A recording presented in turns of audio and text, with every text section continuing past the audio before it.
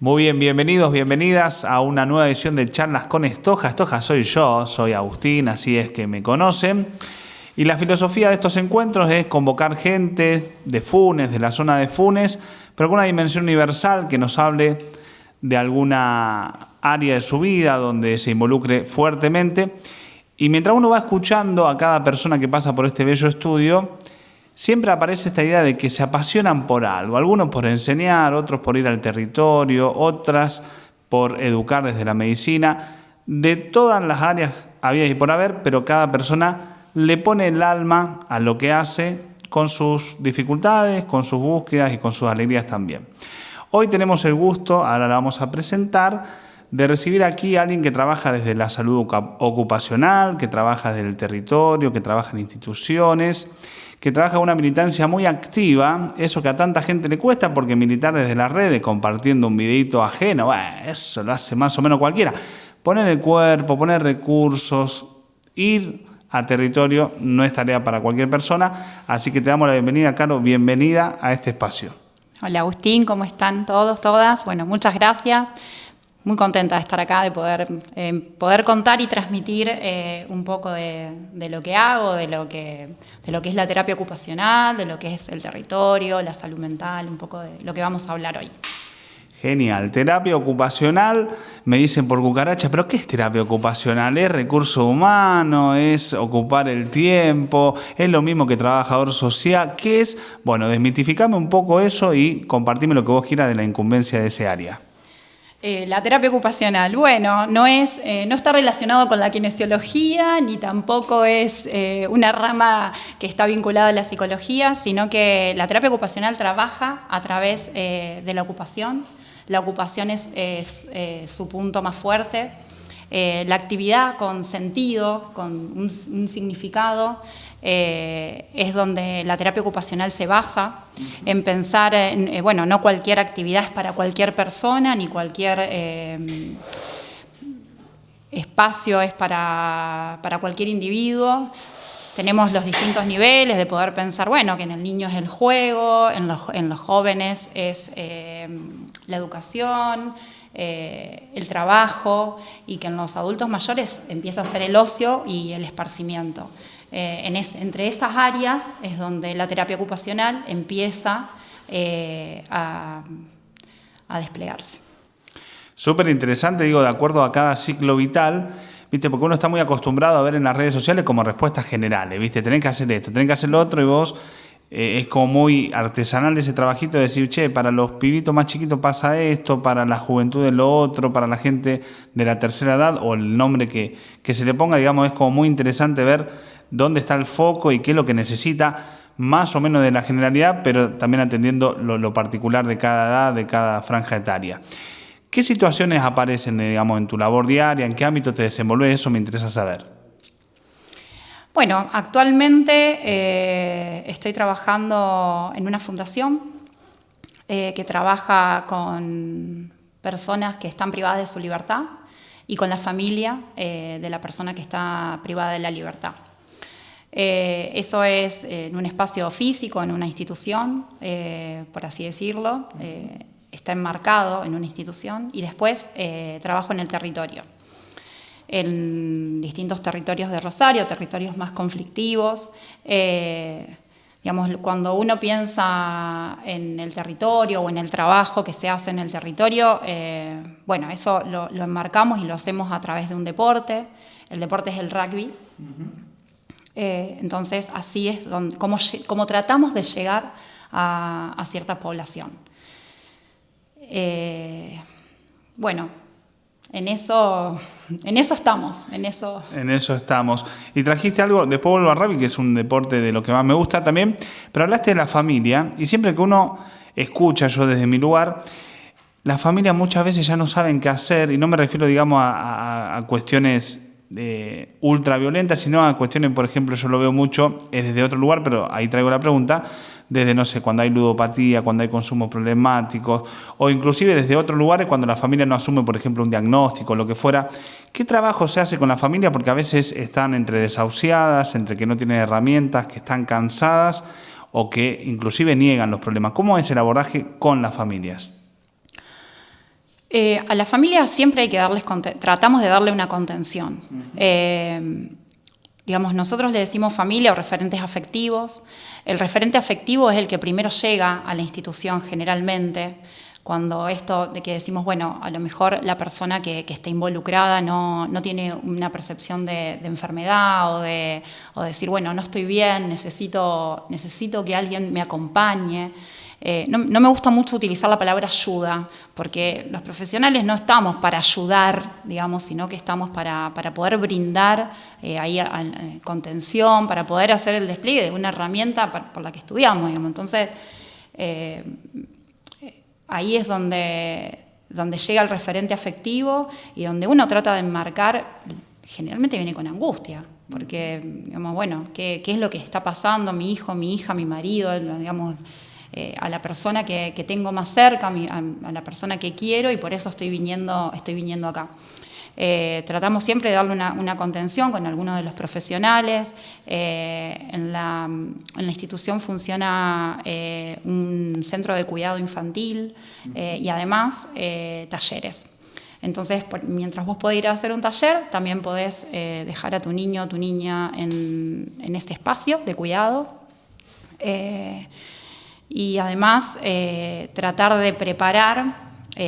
Hay otros equipos que están trabajando con la persona que está privada de la libertad y preparar el terreno, porque lo más difícil es esa vuelta. Esa vuelta, digamos, en realidad lo más difícil para pensar desde este lado. No puedo hablar de lo difícil que es para alguien que está privado de la libertad, que es lo que le está pasando, pero entendemos que la vuelta es lo que más preocupa, no solo al referente afectivo, sino a quien está privado de la libertad. ¿Qué es lo que pasa? Porque, digamos, para la persona que está privada de la libertad, el tiempo se detiene. Claro. Queda ahí, en un stand-by. No sabe qué está pasando afuera. Y para quien está afuera, la vida sigue pasando. Claro. Entonces, bueno, es ahí a donde tratamos de intervenir en que eso sea un poco más dinámico y en preparar ese terreno para ese regreso. Súper interesante esto de referente afectivo, digamos, de, por supuesto, agrandar el concepto de familia, que es mucho más acotado, a decir, bueno, alguien que esté ahí, alguien que confíe, porque digo, muchas veces las poblaciones con las que trabajamos en riesgo o lo que fuere, es gente que no tuvo oportunidad y no tuvo gente que le confíe, que le diga, che, vos sos valioso para esto, vos podés hacer lo otro, te puedo acompañar, como decía, no de esta dinámica de yo te ayudo. Y es súper interesante, digamos, no tiene tanto que ver, pero se me cae ahora esta idea. El otro día escuchaba, a propósito de la serie que se hizo bastante conocida, de que cuando el varón está preso siempre tiene alguien, alguna mujer ahí a disposición, una hermana, en la dinámica heterosexual, pero también en la diversidad igual. Ahora, cuando la mujer está tras las rejas, esto es como realmente decididamente distinto, como que cuesta que haya alguien ahí, alguien que sostenga, alguien que confíe. Te pregunto desde este lugar, porque a mí me pasa que voy a la iglesia y siempre hay más mujeres, voy a actividades holísticas, siempre hay más mujeres, voy a actividades deportivas, digamos, con un sentido más amplio. ¿Qué rol tiene la mujer en todo esto? Porque algunos te pueden decir, no, pero la mujer ayuda o acompaña más porque tiene, para mí, mito, pero son más las mujeres las que se acercan a estas actividades. ¿Qué lectura haces vos? La lectura que hago, y no solamente es la lectura, sino que, digamos, está demostrado científicamente, avalado, es que las mujeres somos quienes nos hacemos cargo de las actividades de cuidado. Cuidado en el caso de que pensemos una hermana o un hermano, quien cuida del adulto mayor generalmente va a ser la hermana. Madre, padre, generalmente es la mujer la que se hace cargo de los cuidados. Los cuidados en general, los cuidados. La mujer es más, está en ese rol de cuidadora. Es muy difícil la vida, o sea, es muy difícil el rol de la mujer en la persona que está privada de la libertad. Porque atraviesa un montón de instancias para llegar que no están muy cuidadas a mi vista y a mi manera de ver las cosas. No son, o sea, son los pasos y las maneras en las que hay que seguramente es que hay que hacerlas, porque hay una ley y un orden que se establece en relación a eso. Pero para la mujer es mucho más difícil, en el sentido de que cuando, bueno, yo trabajé con un grupo de mujeres privadas de su libertad y no importaba, y nosotros no sabemos cuál fue el delito que cometieron, no nos interesa tampoco, porque ya están siendo juzgadas y están ahí adentro. Genial, para sacar ese morbo. ¿Y vos qué hiciste? ¿Robaste un banco? ¿Mataste? No, jodan, las personas ya hace 1000 años viven pensando en eso y no cambia nada en realidad. Exactamente, no cambia nada. Pero en todas había algo en común, y es la tristeza que les daba haber dejado a sus hijos e hijas. Y eso te queda, ¿viste? Quedás ahí, decís, bueno, que siempre aparecía algo en el orden de la angustia, más allá del lugar donde estaban. Pero bueno, esto de haber dejado a su hijo o a su hija al cuidado de otro, y de qué estar haciendo, y no lo estoy pudiendo ver crecer, y no estoy pudiendo acompañarlo a ir a la escuela. Bueno, no importa cuánto tiempo falte para su libertad, siempre eso era, digamos, un punto de encuentro entre ellas, el tema de sus hijos. Y cómo, al menos con el grupo con el que me tocó trabajar, cómo la mayoría estaba siempre muy ligada a un hombre mucho más fuerte, que las había llevado ahí, ¿no? Cómo terminaban siendo ahí la dupla de un hombre que también estaba asociado al delito, digamos, y que, bueno, terminaban en esa misma rueda, que no es tan común, nosotros no lo vemos tan directamente a eso. No es algo que nosotros vayamos a saberlo si no estás involucrado en esa temática. Lo mismo me pasaba con el consumo problemático. No estamos acostumbrados, siempre nos parece que el consumo está más ligado al hombre que a la mujer. Pero la mujer atraviesa un montón de procesos, inclusive el que el Estado intervenga en que le saquen sus propios hijos por el consumo.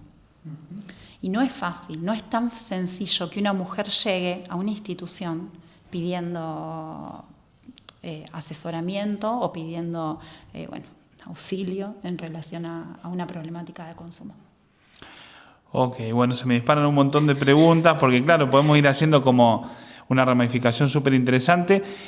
Pero quiero ahora que nos enfoquemos, ya estamos hablando, pero más explícitamente, de la salud mental, porque también, viste, todo el mundo dice, no, hay que ocuparse más de la salud mental, el Estado tiene que garantizar salud mental, yo hago terapia holística y eso también. Bueno, hay como una ensalada hermosa y súper desafiante, pero viste, cuando un concepto se instala tanto, ya no sabemos bien dónde arranca, dónde termina, qué implica.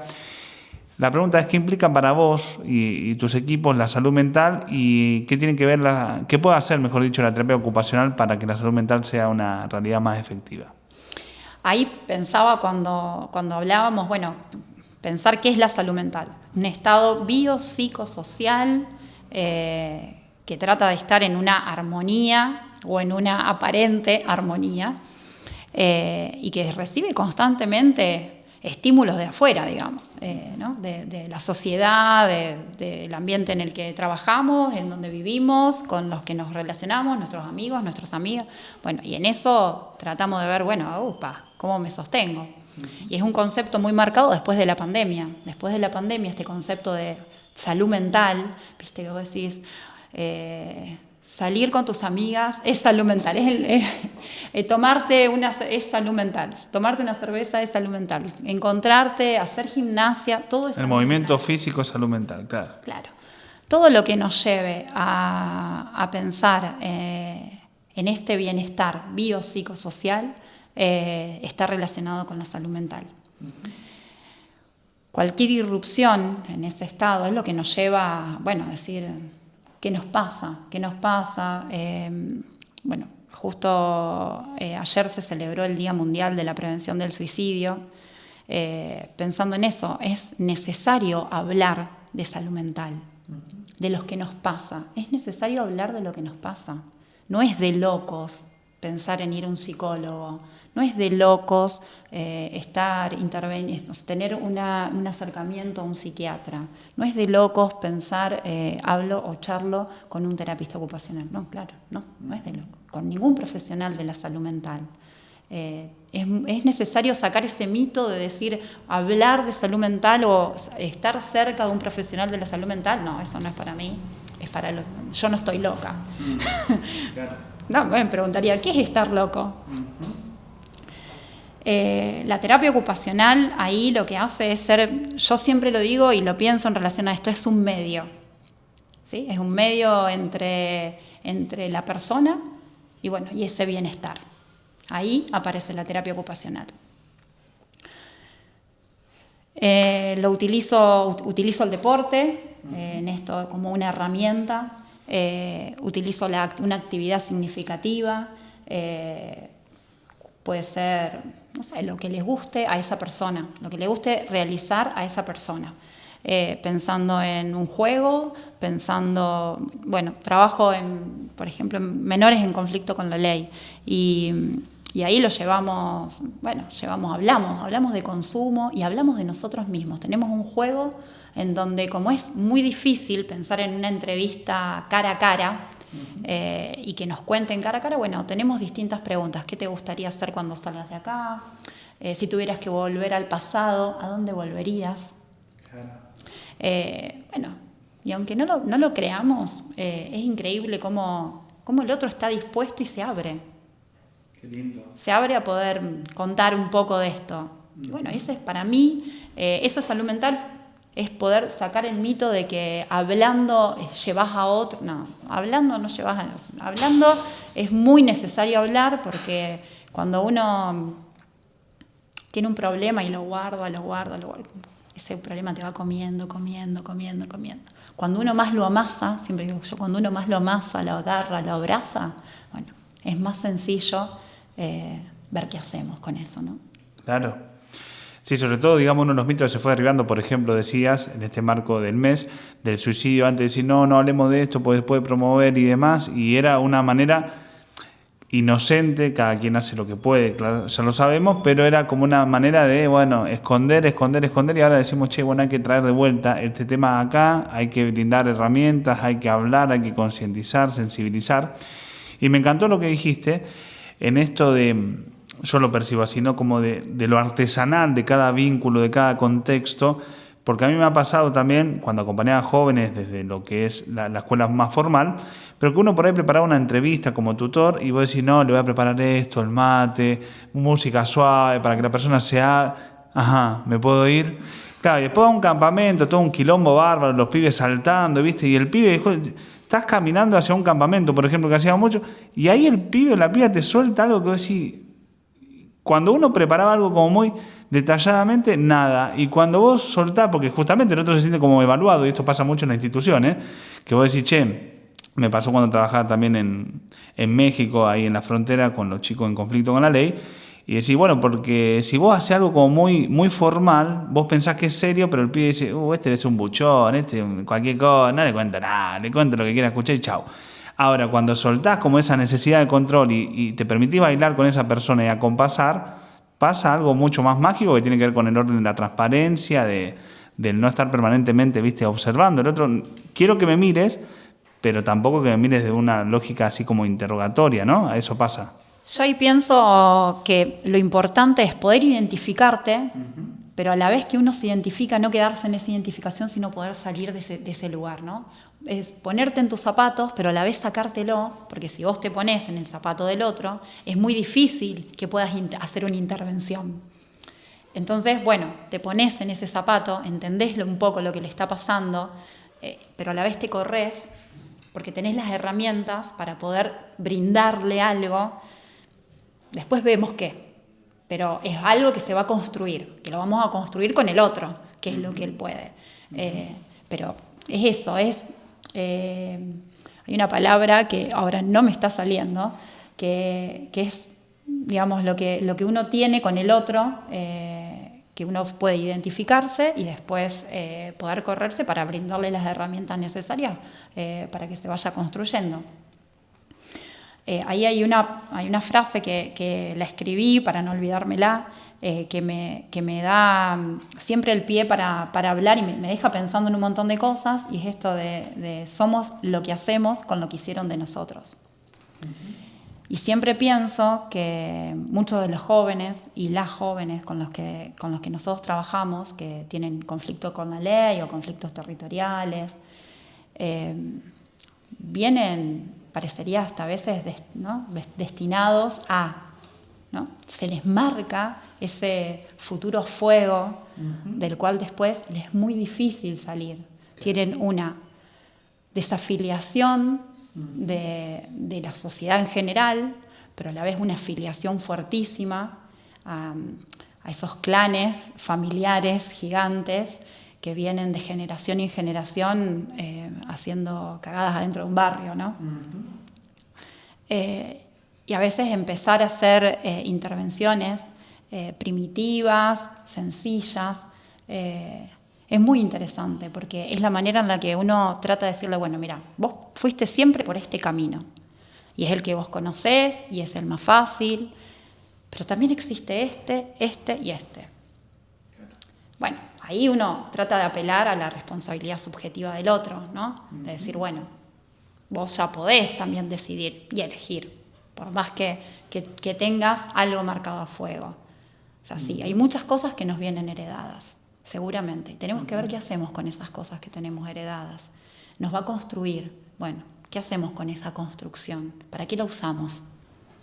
Wow.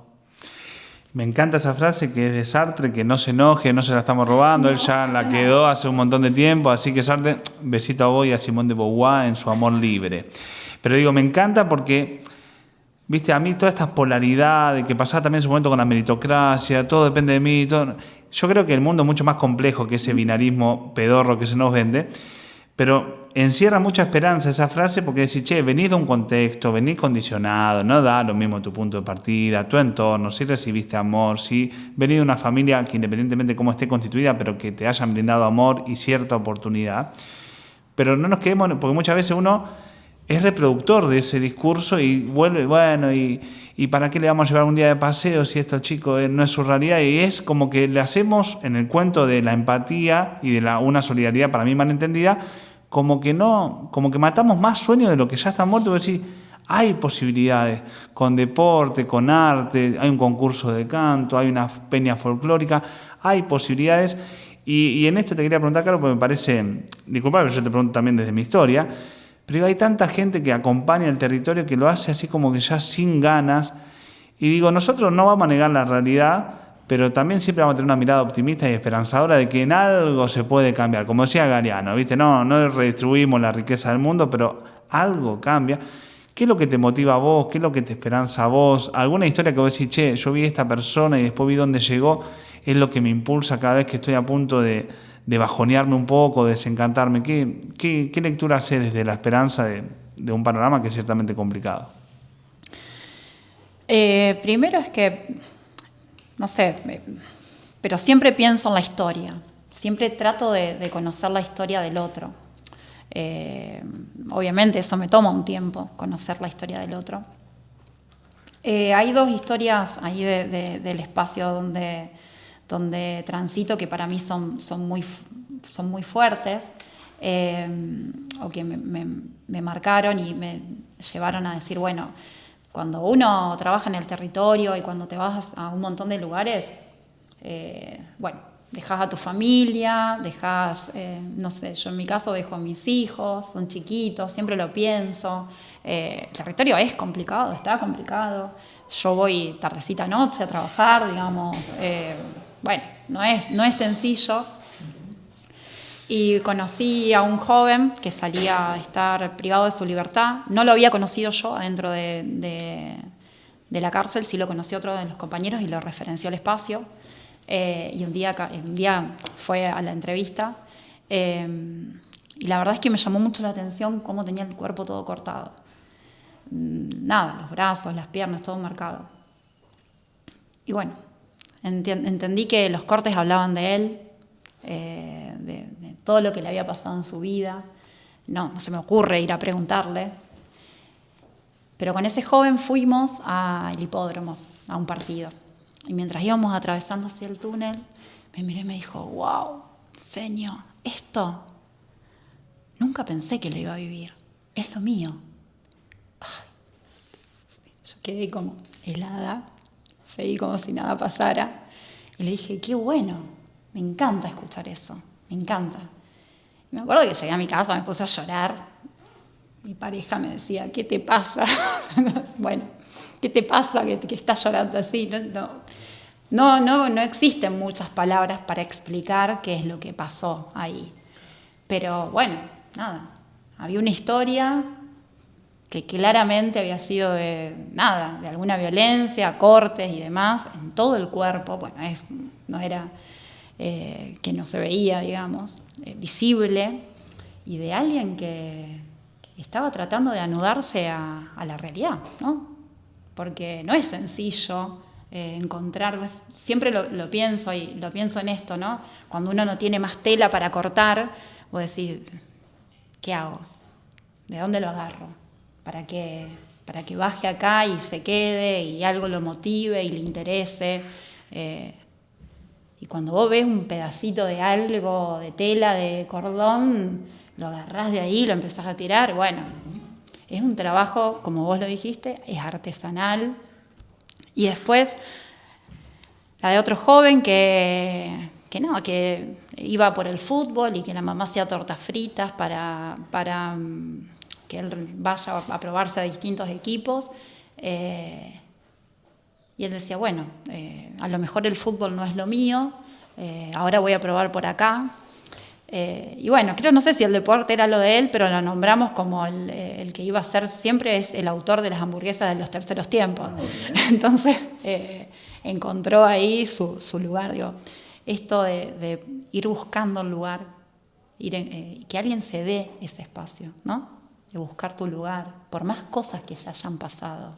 Por eso para mí esta frase es importante, más allá no sé, es importante para transmitirle al otro, porque también estamos en una sociedad que no sé si le da muchas oportunidades al otro, pero porque quizás no se da oportunidades a sí mismo, entonces darle una oportunidad a otro es un montón. Darle una oportunidad al otro es darle un lugar a la vida, digamos, un lugar a que se desenvuelva y a que saque lo mejor que tenga. Bueno, para mí eso es lo que me sigue llevando a laburar en el territorio. Mirá que intenté trabajar en otras cosas, darle otra vuelta, otra mirada, porque así como es hermoso, también tiene... ¿Por qué no te dedicás a hacer vianda y te dejás de joder? Hacer vianda saludable acá en Funes, que hay mucha gente que no tiene idea. Ponele la vianda. Claro. ¿Sabes todas las veces que lo escucho lo del kiosco? Digo, pero me encanta esto que decís por varios motivos. El primero es que está comprobadísimo. El otro día había una lista de las profesiones con mucho más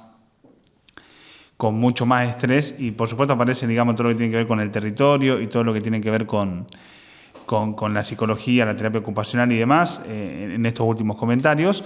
Pero digo, es súper interesante porque hay un libro que leí una vez que se llamaba El cansancio de los buenos, que por supuesto quienes están tan brindados al servicio y al territorio llega un momento que no das más, y es cierto, uno también tiene que autorregularse, cuidar un poco, desconectar, pero me pasa, un amigo me dice, cuya pareja nutricionista, dice, pero ella se implica mucho en el trabajo y se va a dormir y tiene un montón de ideas en la cabeza.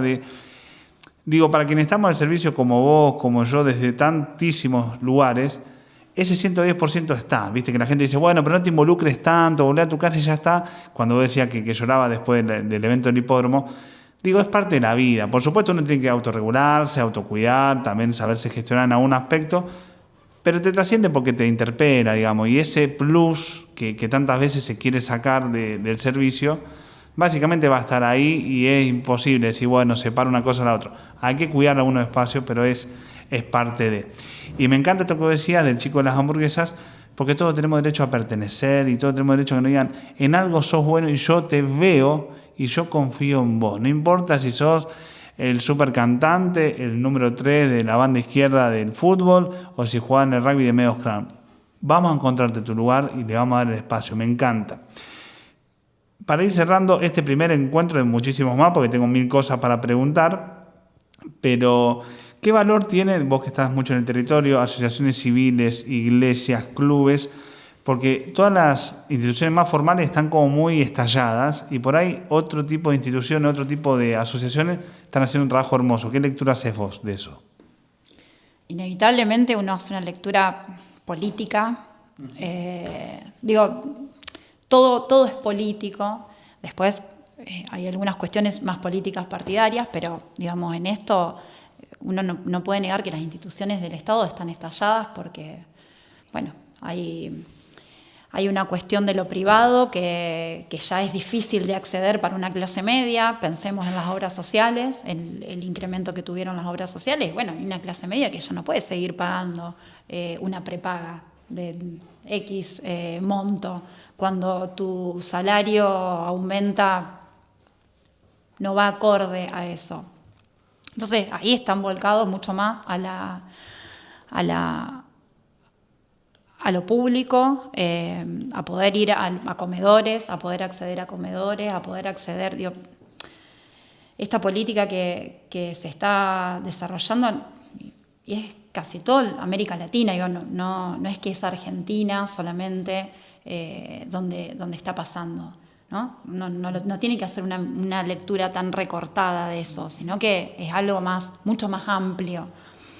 Las asociaciones civiles, las organizaciones empiezan a cobrar más fuerza, quizás como, lo pienso, yo era chica, pero en la época de Menem, en esa época, las organizaciones civiles también empezaron a tener mucho más fuerza, porque se debilita el Estado, porque hay políticas que debilitan al Estado. Cuando ese Estado empieza a estar cada vez más ausente, obviamente que empieza a tomar fuerza lo barrial, quienes están más en el territorio, porque entienden lo que está pasando, porque entienden la violencia que está aconteciendo. Creo que acá, a diferencia de otros momentos, lo que se junta es, en la pandemia el Estado hizo un paso atrás, un paso al costado, el pensar un espacio... Creo que tuvo una mirada muy recortada de la realidad, porque en el barrio la gente no podía estar adentro de su casa. ¿Cómo haces una familia numerosa para estar adentro de una casa muy pequeña? ¿Cómo estaban? ¿Cómo hacía? La changa, el tipo que te resuelve la changa diaria, la mujer que sale con la changa diaria. ¿Cómo hace para estar adentro? Nos cuidamos todos en casa. Fue para la clase media alta, para la clase media, fue muy difícil, estar todo... A partir de ahí... es que empieza un deterioro y un deterioro del Estado en pensar eso, ¿no?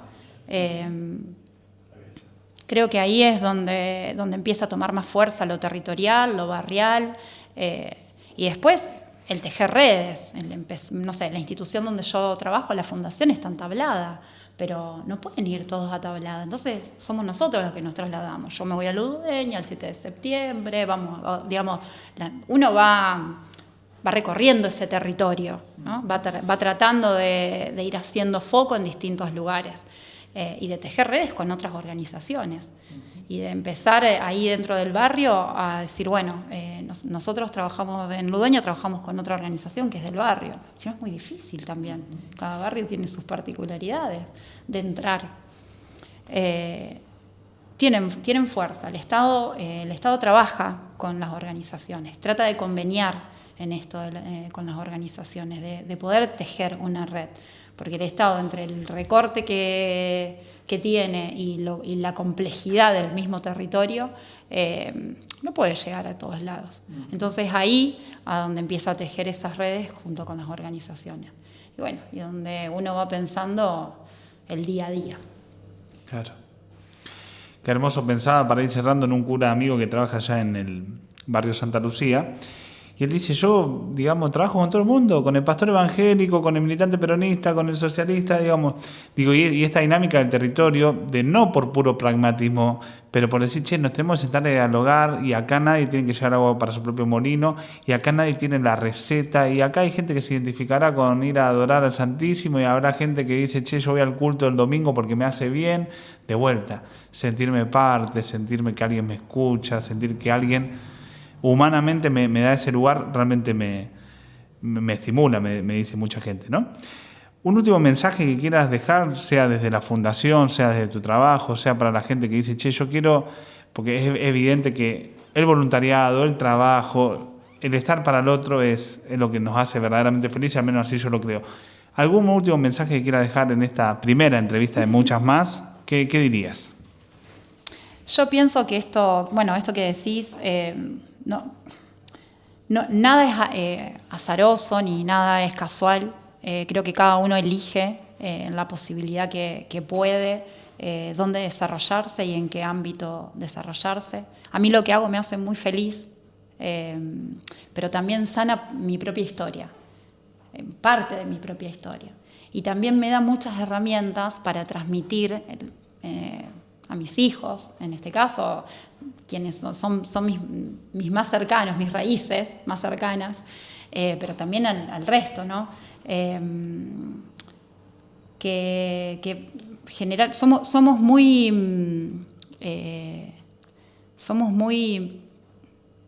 no me sale la palabra. A ver, decir lo que sientas y le vamos a contar. Beneficiados, no, ¿cómo sería? Privilegiados. Somos muy privilegiados. Uh-huh. Somos muy privilegiados y que a veces no nos damos cuenta de esos privilegios.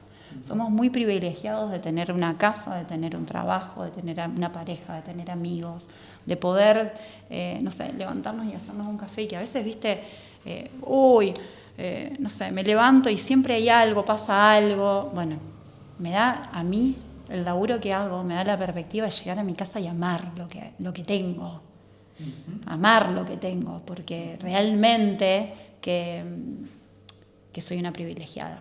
Y siempre trato de transmitírselo a otros y a otras del privilegio que tenemos de tener nuestro lugar, nuestro espacio, de trabajar de lo que queremos, de haber tenido la posibilidad de estudiar, de haber tenido la posibilidad de tener amigos, amigas, de no tener que preocuparnos, no sé, desde chiquitos de cuidar hermanitos, de que nos le pase algo a nuestra vieja, a nuestro viejo, de estar en un territorio conflictivo. Somos privilegiados. Realmente privilegiados. Eso es, y de que las cosas cuando se hacen con pasión es muy difícil que salgan mal. Van a tardar un poco más, probablemente, porque quizás elegimos el camino más largo, pero por más que me quiera poner un kiosco, no voy a ser feliz en él. Bueno, entonces un 24 horas en Funes está todavía por verse, pero me encanta esto que decís. Somos privilegiados, pero no nos quedamos en ese reconocimiento, sino que intentamos humildemente en nuestro lugar cambiar o ayudar a cambiar la vida de otras personas, porque esa es la onda expansiva que tiene el servicio. Y es hermoso porque, como también decía, y esto tengo para otro podcast, de que somos sanadores heridos en alguna manera, ¿no? Porque decir, somos esas personas que quisimos que estuvieran en algún momento, y cuando uno mira su propia historia de cualquier terapia y dice, che, yo quiero transformar esto, quiero ser un instrumento de algo más, estar al servicio de algo más grande, realmente hay una felicidad garantizada, y no me quiero poner a predicar, pero estoy básicamente predicando, que hay más felicidad en dar que en recibir. Eso se lo discuto a cualquiera. Gracias por haber venido a este espacio, gracias Bernie, gracias Seba por estar allí en todo lo técnico. Y bueno, ha pasado una nueva edición de Charlas con Estoja, conversaciones distendidas con gente que en algo mínimo y también máximo transforma el mundo. Muchas gracias por estar ahí y hasta la próxima. Muy bien, muchas gracias. Thank you so much.